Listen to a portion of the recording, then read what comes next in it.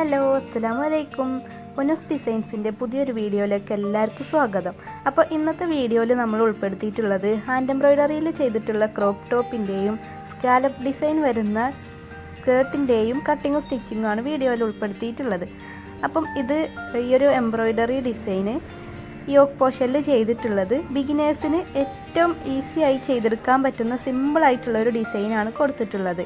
അപ്പം ഈ ഒരു വീഡിയോ എനിക്ക് ഈ ഒരു പാർട്ട് എടുത്ത് തരുന്നത് എൻ്റെ മോനാണ്. അപ്പോൾ അതിൻ്റെതായ മിസ്റ്റേക്ക് ഈ ഒരു വീഡിയോക്ക് ഉണ്ട് എന്ന് എനിക്കറിയാം. അപ്പോൾ നിങ്ങളെല്ലാവരും ഒന്ന് ക്ഷമിക്കാട്ടോ. എംബ്രോയ്ഡറിയുടെ ഫുള്ളായിട്ടുള്ള ഡീറ്റെയിൽസ് നമുക്ക് തുടർന്നുള്ള വീഡിയോകളിലൊക്കെ നിങ്ങൾക്ക് പ്രതീക്ഷിക്കാം. അപ്പം ഈ ഒരു വീഡിയോയിൽ നമ്മൾ ഫുള്ളായിട്ട് ഡീറ്റെയിൽഡ് ആയിട്ട് പറയുന്നില്ല. അപ്പം ഇതിൻ്റെ ഡീറ്റെയിൽഡ് ആയിട്ടുള്ള വീഡിയോ നമുക്ക് അടുത്തൊരു വീഡിയോയിൽ ചെയ്യാം കേട്ടോ. ഇതിൽ ഞാൻ കുറച്ച് അതിൻ്റെ ഒരു ഭാഗങ്ങൾ മാത്രമേ ഉൾപ്പെടുത്തിയിട്ടുള്ളൂ. അപ്പം ഇത് എങ്ങനെയാണ് ക്ലോത്തിലേക്ക് വരച്ചെടുക്കുന്നത് എന്നും അതുപോലെ തന്നെ അത് എങ്ങനെയാണ് ചെയ്തെടുക്കുന്നത് എന്നുള്ളതൊക്കെ ഡീറ്റെയിൽഡ് ആയിട്ട് തന്നെ നമുക്ക് വരുന്ന വീഡിയോയിൽ പരിചയപ്പെടാം. അപ്പം ഇതാണ് ചെയ്തെടുത്തിട്ടുള്ളതിൻ്റെ ഫൈനൽ ലുക്കായിട്ട് വന്നിട്ടുള്ളത്. ഇനി നമുക്ക് എംബ്രോയ്ഡറി ചെയ്തിട്ടുള്ള ആ ഒരു ടോപ്പ് പോർഷൻ്റെ ഫ്രണ്ട് ഭാഗം രണ്ടാക്കി മടക്കിയെടുത്ത ശേഷം നമുക്ക് മാർക്ക് ചെയ്ത് കൊടുക്കാം. അപ്പോൾ ആദ്യം തന്നെ ഷോൾഡർ 5.5 ഇഞ്ചിലാണ് മാർക്ക് ചെയ്ത് കൊടുക്കുന്നത്. ആം ഹോൾ 5 ഇഞ്ചിലാണ് മാർക്ക് ചെയ്ത് കൊടുക്കുന്നത്. അപ്പം നിങ്ങൾക്ക് നിങ്ങളുടെ മക്കളുടെ മെഷർമെൻറ്റ് ഏതാണോ അതിനനുസരിച്ചിട്ട് മാർക്ക് ചെയ്താൽ മതി. ഇതൊരു 4 to 5 ഇയർ ആയ ബേബിക്ക്, അത്യാവശ്യം വണ്ണുള്ള ബേബിക്ക് വേണ്ടിയിട്ടാണ് കേട്ടോ ചെയ്യുന്നത്. അപ്പോൾ ഇതിൻ്റെ ചെസ്റ്റ് അളവ് 6.5 വന്നിട്ടുള്ളത്. 26 ചെസ്റ്റ്. അപ്പോൾ അതിൻ്റെ 4 ഭാഗം 6.5. പിന്നെ എക്സ്ട്രാ തയ്യൽ തുമ്പും കൂടെ ആഡ് ചെയ്തിട്ട് നമുക്ക് മാർക്ക് ചെയ്ത് കൊടുക്കാം. പിന്നെ നെക്കിൻ്റെ വൈഡ് വന്നിട്ടുള്ളത് 2 ഇഞ്ച്. അതുപോലെ നെക്കിൻ്റെ ഫ്രണ്ട് ലെങ്ത്ത് വരുന്നത് 3 ഇഞ്ച്. പിന്നെ ഈ ഒരു ടോപ്പിൻ്റെ ഒരു പ്രത്യേകത കൂടി ഉണ്ട്. ഇതിൻ്റെ എൻഡിങ്ങിൽ വരുന്നത് സ്കാലപ്പ് ഡിസൈനാണ്. അപ്പോൾ ആ ഒരു സ്കാലപ്പ് ഡിസൈൻ നമുക്ക് ക്ലോത്തിലേക്ക് വരച്ചെടുത്ത ശേഷം ആ ഒരു സ്കാലപ്പ് എങ്ങനെയാണ് ചെയ്യുന്നത് നോക്കാം. അപ്പോൾ അതിന് മുമ്പ് നമുക്ക് ഈ ഒരു ക്ലോത്തിൽ മാർക്ക് ചെയ്തിട്ടുള്ളത് കട്ട് ചെയ്തെടുക്കുകയാണ് ചെയ്യുന്നത്. അപ്പോൾ ആം ഹോൾ ഇതിൽ കർവ് ചെയ്ത് വരച്ചു കൊടുക്കാൻ വിട്ടുപോയി. അപ്പോൾ അതൊന്ന് കർവ് ചെയ്ത് വരച്ചു കൊടുക്കുക. ശേഷം നമുക്കത് ബാക്കിയുള്ളതും കൂടെ കട്ട് ചെയ്തെടുക്കാം.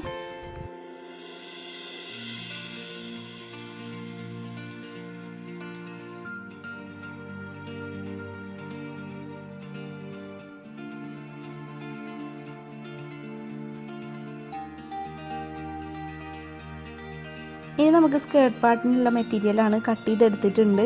അപ്പം ഇതിൽ സ്കേർട്ട് പോർഷൻ്റെ ലെങ്ത്ത് വന്നിട്ടുള്ളത് 16 പ്ലസ് 1 ഇഞ്ച് തയ്യൽത്തുമ്പും കൂടെ കൂട്ടിയിട്ട് 17 ഇഞ്ചിലാണ്. പിന്നെ ക്രേപ്പ് ലൈനിങ് 16 ഇഞ്ചിലാണ് നമ്മൾ കട്ട് ചെയ്തെടുത്തിട്ടുള്ളത്. കോട്ടൺ ലൈനിങ്ങും ആ ഒരു സെയിം 16 ഇഞ്ച് തന്നെയാണ് കട്ട് ചെയ്തെടുത്തിട്ടുള്ളത്. അപ്പം കോട്ടൺ ലൈനിങ് നമുക്ക് 2 ഇഞ്ചോ 3 ഇഞ്ചോ കുറച്ചിട്ട് കട്ട് ചെയ്താലും മതി കേട്ടോ. അപ്പോൾ ഞാനിതിൽ ആ ഒരു ക്രേപ്പ് ലൈനിങ്ങിൻ്റെ അതേ അളവ് തന്നെയാണ് കോട്ടൺ ലൈനിങ്ങും കട്ട് ചെയ്തെടുത്തിട്ടുള്ളത്. അപ്പോൾ അത് നിങ്ങളുടെ ഇഷ്ടത്തിനനുസരിച്ചിട്ട് അതിൻ്റെ മെഷർമെൻറ്റ് കുറക്കാം കേട്ടോ.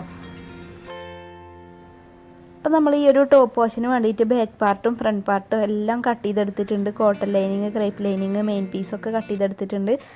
അപ്പോൾ ബാക്ക് പാർട്ട് നമുക്ക് വന്നിട്ടുള്ളത് വീനക്കാണ്. വീനക്കിൻ്റെ ലെങ്ത്ത് 7 ഇഞ്ചാണ്. ബാക്കിൽ കുറച്ച് ഇറക്കിയിട്ടുള്ള കഴുത്താണ് കൊടുത്തിട്ടുള്ളത്. പിന്നെ നമ്മൾ ബാക്ക് പോർഷനിൽ ഇൻവിസിബിൾ സിബ് അറ്റാച്ച് ചെയ്ത് കൊടുക്കുന്നില്ല. പകരം നമ്മൾ പ്രസ് ബട്ടനാണ് വെച്ച് കൊടുക്കുന്നത്. അപ്പോൾ ഫ്രണ്ട് പോർഷന് വേണ്ടിയിട്ടുള്ള ക്രേപ്പ് ലൈനിങ്ങും കോട്ടൺ ലൈനിങ്ങും അതുപോലെ തന്നെ ആ ഒരു മെയിൻ പീസും എല്ലാം കണ്ടല്ലോ. അപ്പോൾ എല്ലാം കട്ട് ചെയ്തെടുത്തിട്ടുണ്ട് കേട്ടോ. ഇനി നമുക്ക് ഈ ഒരു ടോപ്പ് പോർഷനിലുള്ള സ്കാലപ്പ് ഡിസൈനാണ് ചെയ്തെടുക്കാനുള്ളത്. അപ്പോൾ ആ ഒരു സ്കാലപ്പ് ചെയ്യാൻ വേണ്ടിയിട്ട് ഉഷ ജനൂമിൻ്റെ ഫാഷൻ മേക്കറിലാണ് ചെയ്തെടുക്കുന്നത്. ഈ ഒരു ആകൃതി ഷേപ്പിൽ നമ്മൾ വരച്ചെടുത്തിട്ടുണ്ട്.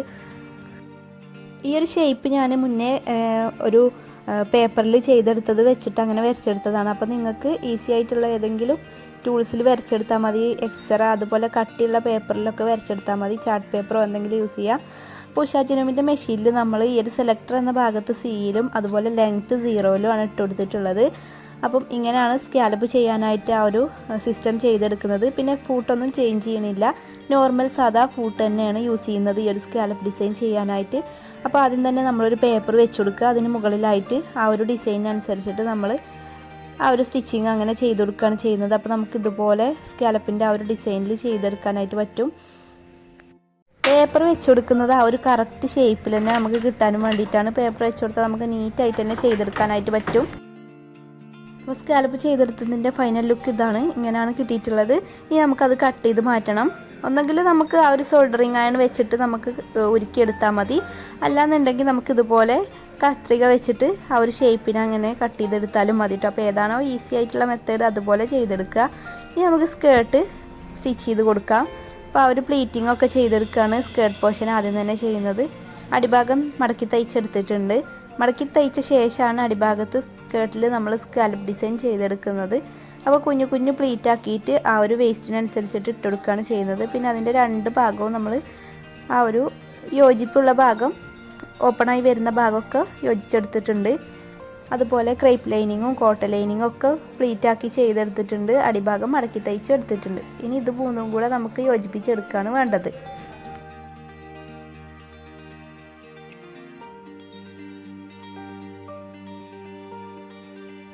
പിന്നെ എലാസ്റ്റിക്കിൻ്റെ ലെങ്ത്ത് 19 ഇഞ്ചിലാണ് ഞാൻ എലാസ്റ്റിക് എടുത്തിട്ടുള്ളത്. അതിൻ്റെ വിഡ്ത്ത് വരുന്നത് 1 ഇഞ്ചാണ്. അപ്പോൾ അതിനനുസരിച്ചിട്ട് നമ്മൾ വേസ്റ്റിനനുസരിച്ചിട്ടുള്ള ബാൻഡിന് വേണ്ടിയിട്ടുള്ള ക്ലോത്തും എടുത്തിട്ടുണ്ട്. അപ്പോൾ കുറച്ച് ചുരുങ്ങി നിൽക്കാനുള്ള പീസ് എക്സ്ട്രാ എടുത്തിട്ടുണ്ട്. എലാസ്റ്റിക്കിൻ്റെ അതേ അളവിലല്ല നമ്മൾ ആ ഒരു പീസ് എടുക്കേണ്ടത്, കുറച്ച് എക്സ്ട്രാ ഇടണമല്ലോ, അപ്പോൾ ചുരുങ്ങി നിൽക്കാനും വേണ്ടിയിട്ട്. പിന്നെ നമുക്ക് ഈ ഒരു ടോപ്പ് പോർഷന് വേണ്ടിയിട്ട് ആ ഒരു ക്രേപ്പ് ലൈനിങ് വെച്ചിട്ട് അതിന് മുകളിലായിട്ട് മെയിൻ ഫാബ്രിക് വെക്കുക. അതിന് മുകളിലായിട്ട് കോട്ടൺ ലൈനിങ് വെച്ചിട്ടാണ് നമ്മൾ സ്റ്റിച്ച് ചെയ്തെടുക്കേണ്ടത്. ആം ഹോളിൻ്റെ ഭാഗത്തും നെക്കിൻ്റെ ഭാഗത്തും സ്റ്റിച്ച് ചെയ്തെടുക്കുക. ബാക്കിയുള്ള എക്സ്ട്രാ പീസസൊക്കെ കട്ട് ചെയ്ത് മാറ്റുക. സോറി, വീഡിയോയിൽ സ്കേർട്ട് പോർഷൻ്റെ ആ ഒരു ബെൽറ്റ് വെക്കുന്ന പാർട്ട് മാത്രം ഉൾപ്പെട്ടിട്ടില്ല കേട്ടോ. അത് ഞാൻ എഡിറ്റ് ചെയ്യുന്ന സമയത്താണ് അത് ഉൾപ്പെട്ടിട്ടില്ല എന്ന് മനസ്സിലായത്.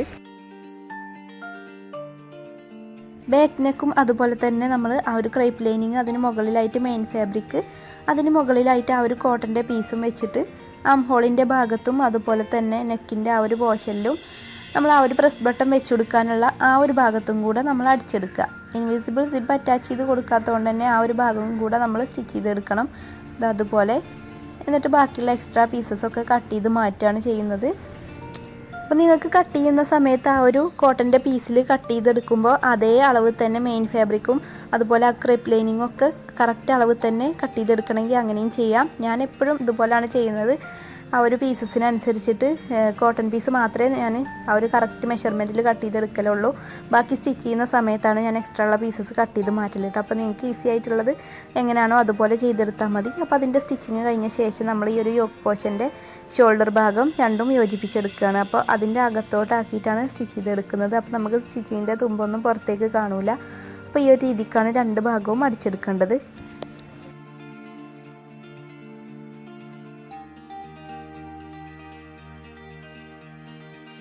അപ്പോൾ നമ്മുടെ ടോപ്പ് പോർഷൻ്റെ ഫ്രണ്ട് ഭാഗവും ബാക്ക് ഭാഗവും ഒക്കെ സ്റ്റിച്ച് ചെയ്തെടുത്തു. അതുപോലെ തന്നെ ഷോൾഡർ ഭാഗം യോജിപ്പിച്ചെടുക്കുകയും ചെയ്തു.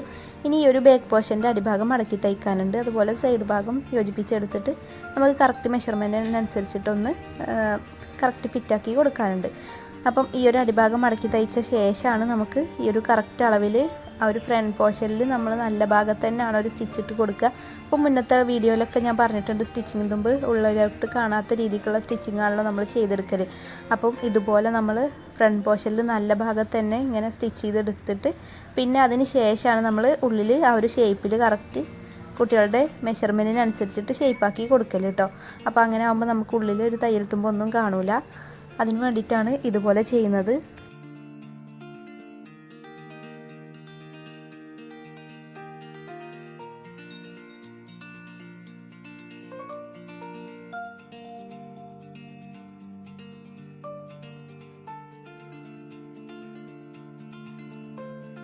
ഈ ഒരു നെക്കിൻ്റെ പോർഷനൊക്കെ നമ്മൾ ഒന്നും കൂടെ ഒന്ന് ഡിസൈൻ ചെയ്തെടുത്തിട്ടുണ്ട്. ആ ഒരു സ്കാലപ്പ് ഡിസൈനിൽ അതുപോലെ തന്നെ നമ്മൾ ഈ ഒരു നെക്കിൻ്റെ പോർഷനിലൊക്കെ അടിച്ചെടുത്തിട്ടുണ്ട് കേട്ടോ.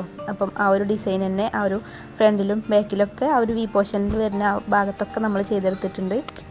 സ്കേർട്ടിൻ്റെയും ടോപ്പിൻ്റെയും ഫൈനൽ ലുക്ക് നമ്മൾ വീഡിയോയിൽ ഉൾപ്പെടുത്തിയിട്ടുണ്ട്. അപ്പം അതുപോലെ തന്നെ നിങ്ങൾക്ക് ഇഷ്ടപ്പെട്ടിട്ടുണ്ടെങ്കിൽ വീഡിയോ ലൈക്ക് ചെയ്യാനും ഷെയർ ചെയ്യാനും സബ്സ്ക്രൈബ് ചെയ്യാതെ കാണുന്ന കൂട്ടുകാരാണെങ്കിൽ സബ്സ്ക്രൈബും കൂടെ ചെയ്തിട്ടൊന്ന് സപ്പോർട്ട് ചെയ്യുക. അപ്പം ഈ ഒരു സ്കേർട്ട് ആൻഡ് ടോപ്പ് കുട്ടി ഇട്ടിട്ടുള്ള വീഡിയോയും കൂടെ ആഡ് ചെയ്തിട്ടുണ്ട്.